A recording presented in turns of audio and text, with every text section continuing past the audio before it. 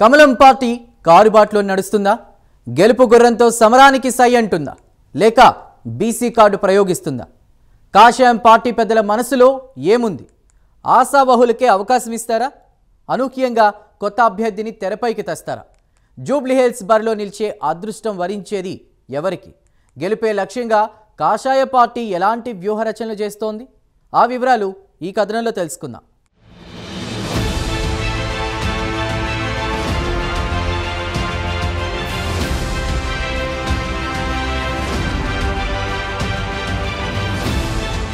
తెలంగాణ రాష్ట్రంలో ఎంతో ఆసక్తిగా ఎదురుచూస్తున్న జూబ్లీహిల్స్ ఉప ఎన్నిక నగారా మోగింది. అన్ని ప్రధాన పార్టీలు ఈ ఎన్నికలకు సన్నద్ధమవుతున్నాయి. అధికార కాంగ్రెస్, ప్రతిపక్ష బీఆర్ఎస్ తో పాటు విపక్ష బీజేపీ సైతం సమాయత్తమవుతోంది. అభ్యర్థి ఎవరన్నది 2 రోజుల్లో స్పష్టత వచ్చే అవకాశం ఉంది. దీంతో ఆశావహుల్లో తీవ్ర ఉత్కంఠ నెలకొంది.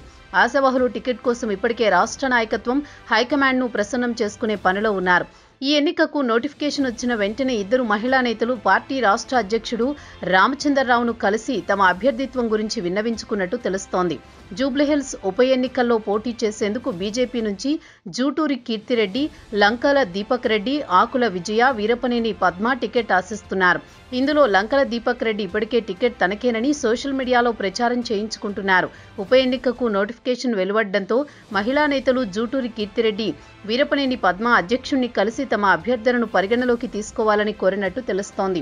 ప్రతిపక్ష పార్టీ బీఆర్ఎస్ పార్టీ ఇప్పటికే మాజీ ఎమ్మెల్యే గోపీనాథ్ సతీమణి టికెట్ కేటాయించి ప్రచారంలో ముందుకు దూసుకుపోతోంది. ఇక అధికార కాంగ్రెస్ జూబ్లీహిల్స్ అభ్యర్థిగా నవీన్ యాదవ్ని ప్రకటించింది. బీజేపీ నుంచి మహిళకు అవకాశం ఇవ్వాలని మహిళా నేతలు విజ్ఞప్తి చేస్తున్నట్టు తెలుస్తోంది.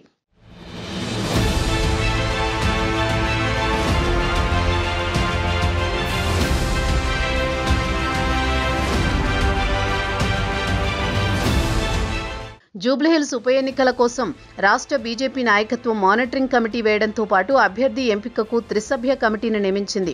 ఈ కమిటీ జూబ్లీహిల్స్ పరిధిలోని డివిజన్ల ముఖ్య నేతలు, ఇతర ముఖ్య నేతల నుంచి ఎవరిని బరిలోకి దింపితే బాగుంటుందనే అంశంపై అభిప్రాయాలు సేకరించింది. 3 మెన్ కమిటీ అభ్యర్థిపై అభిప్రాయాలను రాష్ట్ర నాయకత్వానికి నివేదిక రూపంలో 5 పేర్లతో ఇచ్చింది. ఈ నివేదికను రాష్ట్ర నాయకత్వం బీజేపీ ఎన్నికల కమిటీకి అందించనుంది. చివరికి 3 పేర్లను గుర్తించి ఆ జాబితాను కేంద్ర అధిష్టానానికి పంపించనుంది. ఆపై అభ్యర్థి ఎవరనేది హైకమాండ్ ఫైనల్ చేయనుంది.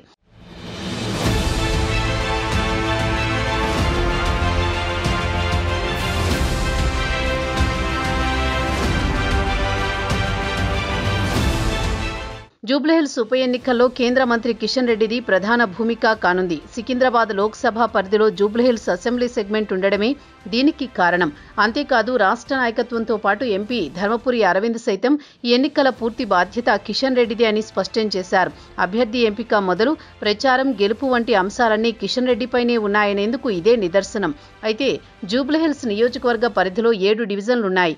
బోరబండ, రహమత్ నగర్, షేక్పేట్, యూసుఫ్గూడ, ఎర్రగడ్డ, వెంగళరావు నగర్, శ్రీనగర్ కాలనీలు ఉన్నాయి. జూబ్లీహిల్స్ నియోజకవర్గంలో 407 పోలింగ్ స్టేషన్లు, 3,98,982 మంది ఓటర్లు ఉన్నారు. తుది జాబితా వరకు 4 లక్షలకు చేరే అవకాశం ఉందని తెలుస్తోంది. అయితే ఇందులో దాదాపు 1,30,000 వరకు ముస్లిం ఓట్లు రావడం గమనార్హం. గెలుపు ఓటములు నిర్ణయించేది ఈ వర్గమే కావడంతో బీజేపీ ఎలా గట్టెక్కుతుందనేదే ప్రశ్నార్థకంగా మారింది. కాషాయం అంటేనే హిందూ పార్టీగా ముద్రపడింది. అలాంటిది ఎన్నికల్లో గెలిచి తమ సత్తా ఏంటో చూపిస్తామని కమలనాథులు చెబుతున్న మాట డిసైడింగ్ ఫ్యాక్టర్ ముస్లింలుగా ఉండడంతో వారిని కాషాయ పార్టీ ఎలా ఆకర్షిస్తారనేది ఆసక్తికరంగా మారింది.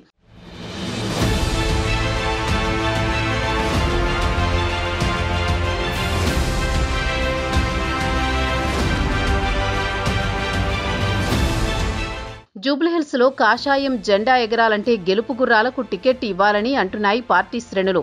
ఎన్నికల్లో గెలవటం అంటే కేవలం పార్టీ గుర్తు మాత్రమే కాదు, అభ్యర్థి బలాబలాలు కూడా అంతే అవసరమని అంటున్నారు.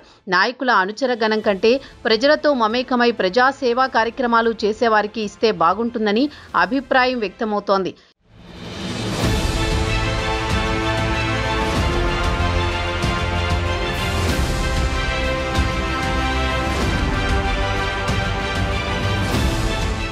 ఇక్కడ తప్ప విజయం సాధించాలంటే అర్ధ అంగబలం ఉన్న నేతతో పాటు ప్రజల ఆమోదం ఉన్న నేతలకిస్తేనే సాధ్యమవుతుందని అంటున్నారు. అలా కాకుండా ఏదో పోటీ చేయాలి అనే విధంగా వ్యవహరిస్తే మొదటికే మోసం వస్తుందనే అభిప్రాయం పార్టీ నేతల నుంచి వినిపిస్తోంది. నాయకుల వెంట తిరుగుతూ జై జై అనే వారికి టికెట్ ఇచ్చే కంటే గ్రౌండ్ స్థాయిలో పనిచేసే వారికి టికెట్ ఇవ్వాలనే అభిప్రాయం వ్యక్తమవుతోంది. జూబ్లీహిల్స్లో అధిక శాతం ముస్లిం ఓటర్లు ఉన్న నేపథ్యంలో హిందూ కార్డును బలంగా ప్రయోగించాలని కమలం పార్టీ నేతలు భావిస్తున్నారు. అదేవిధంగా కమ్మ సామాజిక వర్గంతో పాటు ఆంధ్ర ప్రాంతానికి చెందిన వారు ఎక్కువగా ఇక్కడ ఉన్నారు. వారందరినీ ఏకతాటిపైకి తీసుకువచ్చేందుకు ప్రణాళిక రచిస్తున్నట్టు తెలుస్తోంది. ఇక్కడ ఉన్న తెలుగుదేశం ఓటర్లను, అదేవిధంగా పవన్ కళ్యాణ్ అభిమానులను తమ వైపుకు తిప్పుకునేందుకు వ్యూహాలకు పదును పెట్టింది. దీంతో పాటు ముస్లిం ఓటర్లను జైతం చీలిక వచ్చినట్టయితే తమ గెలుపు సులువు అవుతుందని కాషాయ పార్టీ నేతలు భావిస్తున్నారు. అందుకు తగిన విధంగా పార్టీ నేతలను ప్రచారంలోకి దింపాలని రాష్ట్ర బీజేపీ నాయకత్వం ఆలోచన చేస్తున్నట్టు సమాచారం. కేంద్ర మంత్రి బండి సంజయ్తో పాటు ఎంపీ ధర్మపురి అరవింద్ సైతం ఇక్కడ ప్రచారం చేసే విధంగా ముందుకు పోతున్నట్టు తెలుస్తోంది.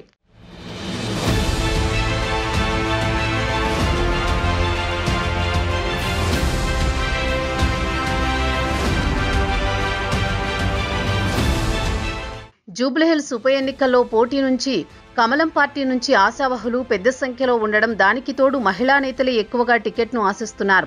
ఒకరు రెడ్డి సామాజిక వర్గానికి చెందిన వారైతే మరొకరు కమ్మ సామాజిక వర్గానికి చెందినవారు. వీరితో పాటు బీసీ వర్గానికి చెందిన మహిళా సైతం టికెట్ ఆశిస్తున్న వారిలో ఉన్నారు. బీజేపీ రాష్ట్ర అధ్యక్షుడు రామచంద్రరావును ఆశావహులైన మహిళా నేతలు జూటూరి కీర్తిరెడ్డి, వీరపనేని పద్మ వేరువేరుగా కలిసి విన్నవించుకున్నట్టు తెలిసింది. మరి వారి అభ్యర్థనను పరిగణలోకి తీసుకుని బీజేపీ రాష్ట్ర నాయకత్వం మహిళలకే టికెట్ ఇస్తుందా లేక మరెవరికైనా కేటాయిస్తుందా అన్నదే ఇప్పుడు పార్టీలో జరుగుతోన్న చర్చ. నాయకుల కొంగుచాటు నాయకులకు టికెట్ ఇస్తారా, లేక ప్రజల మద్దతు ఉన్న నేతలకు టికెట్ ఇస్తారా, లేక మరెవరినైనా అనే సస్పెన్షన్కు ఈ 2 రోజుల్లో తెరపడనుంది.